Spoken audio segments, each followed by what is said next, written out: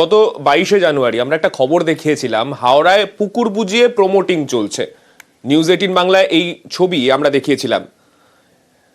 পুকুর বুজিয়ে সেখানে প্রমোটিং চলছে, একেবারে দিনে দুপুরে সবাই দেখতে পাচ্ছে। তার সামনেই একটা বড় পুকুর, সেই পুকুর বুজিয়ে প্রমোটিং এর কাজ চলছিল। আর এই খবর নিউজ 18 বাংলায় দেখানোর জের, তারপরেই তৎপর হয় প্রশাসন। পুকুরকে আগের অবস্থায় ফেরানোর কাজ শুরু করলো হাওড়া পুরসভা। আমাদের সঙ্গে আমাদের প্রতিনিধি দেবাশিস রয়েছেন। দেবাশিসের কাছ থেকে একটু বিস্তারিতভাবে জানতে চাইবো ঠিক কি তৎপরতা প্রশাসনের তরফে নেওয়া হলো। দেখো, বলা যেতেই পারে যে আমরা বুধবার যখন এই খবর সম্প্রচার করি, তারপরেই কিন্তু পুরসভা নড়েচড়ে বসে এবং পুরসভা তরফ থেকে জানানো হয়েছিল যে হাওড়া পুরসভার বেশ কিছু কর্মী এবং বিল্ডিং এলআরও বিএলআরও ডিপার্টমেন্টের একাধিক কর্মী এই যে জমিকে জলাভূমিকে বাস্তুভূমিতে পরিণত করতে তারা কিন্তু সাহায্য করেছিল এবং যে কাগজ তাও কিন্তু পেক। ঠিক সেই পদক্ষেপ নেওয়া হলো কয়েকদিনের মধ্যেই। তারা একেবারে আদালতের দ্বারস্থ হলেন এবং পাশাপাশি সেই জায়গায় আদালতের অনুমতি নিয়েই আজকে সকাল থেকে হাওড়া পুরসভার মুখ্য প্রশাসক এবং 26 নম্বর ওয়ার্ডের প্রাক্তন কাউন্সিলর যিনি রয়েছেন শ্যামল মিত্র, তাদের উদ্যোগে কিন্তু সেই পুকুর অর্থাৎ যে জলাভূমিকে বুঝিয়ে দেওয়া হয়েছিল সেই পুকুরকে নতুন ভাবে আবার সেই আগের জায়গায় ফিরিয়ে দেওয়ার কাজ শুরু করলো। ইতিমধ্যেই হাওড়া পুরসভার কর্মীরা তারা কাজে হাতে লাগিয়েছে।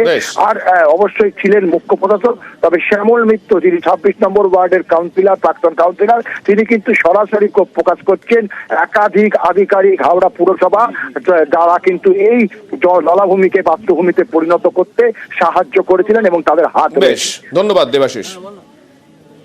হাওড়া পৌর নিগমের পক্ষ থেকে এটা আমাদের কর্তব্যের মধ্যে পড়ে যে যাতে কোনো জলাশয় ভরাট না হয়। আর এই পুকুর, যেটাকে এখানে বাদাম পুকুর বলে, যেখানে আমরা দাঁড়িয়ে আছি ইনফ্যাক্ট এখন, এটার নিচেও কিন্তু জল আছে এবং আমরা এটা পুরোটাই কাটবো। সময় লাগবে, কারণ এটা এমনই জায়গা, এখানে বড় মেশিন আনতে পারবো না, ম্যানুয়ালি করতে হবে। পুরোটা কেটে যে আগের অবস্থায় ছিল আমরা পুকুরটাকে সেই অবস্থায় রেস্টোর করব এবং এটা একটা বার্তা মানুষের কাছে যাবে যে আমরা কিন্তু সংঘবদ্ধভাবে, যদি এলাকার মানুষ, হাওড়া পৌর নিগম, আমরা যদি একসাথে থাকি তাহলে কিন্তু এই অন্যায় আমরা হতে দেব না। এখন এটি যদি রেগুলার বোর্ড থাকতো তাহলে আমরা কাউন্সিলর থাকতাম, তাহলে হয়তো এটাকে একটু এনকোয়ারি করে তাহলে আমরা দেখতে পারতাম। কিন্তু যেহেতু রেগুলার বোর্ড নেই, বোর্ড অফ অ্যাডমিনিস্ট্রেশন আছে, এখন পাড়ার ছেলেরা আমরা সবাই মিলে এটা আটকে রেখেছি, দিতে দেবো না কোনোদিন। কিন্তু যে মুহূর্তে 24 সালে ফেক কাগজটা করে বার করে নিয়েছে, মানে কনভার্ট করে নিয়েছে, ট্যাঙ্ক থেকে পুকুর ছিল সেটা থেকে বাস্তু করে নিয়েছে, তখনও পজিশনটা উনি নিতে এসেছিলেন।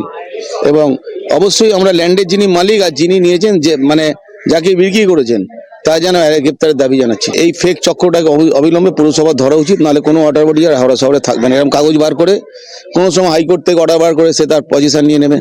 প্রতিরোধে পুরসভা পথে ছিল, তাই জন্য আজকে আমরা পুকুর কেটে আবার ওয়াটার বডি ফিরিয়ে দিচ্ছি।